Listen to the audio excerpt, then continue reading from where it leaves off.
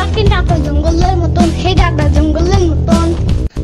ইয়ামিন, জানো এক ধরনের সাপ বের হইছে, আর এই সাপ নাকি অনেক ভয়ঙ্কর।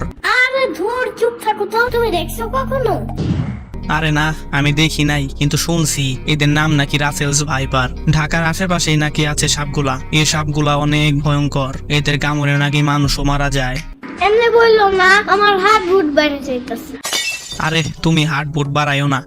ভয় লাগলে কি করতে হয় সেটা বলো। ভয়েরটা তো জানি না, তবে এই রাসেলস ভাইপার দেখলে 10 ফুট দূরে থাকতে হয়। এই সাপ যদি কামড় দেয় 2-3 ঘন্টার ভিতরে হসপিটালে নিতে হয়।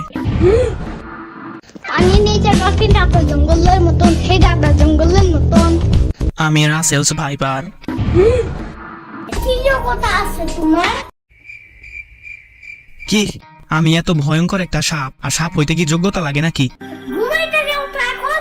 কে ঘুম? কিসের ঘুম? আমি ঘুমাই না, আমি মানুষদের আক্রমণ করি। হা হা হা। ঢং বাদ দাও। কিসের ঢং? আরে আমি সাপ, রাসেলস ভাইপার সাপ, বিষাক্ত সাপ। ঢং বাদ দাও। কেন বাদ দিব? আচ্ছা তুমি শুনছো না, বাংলাদেশে রাসেলস ভাইপারের কামড়ে 80 জন মারা গেছে। বলছিল তো, বাট কাহিনীটা ভুয়া। আরে ভুয়া না, ভুয়া না, দেখো এই সব কিছু সত্য। ভয় পাও আমাকে, হি হা হা।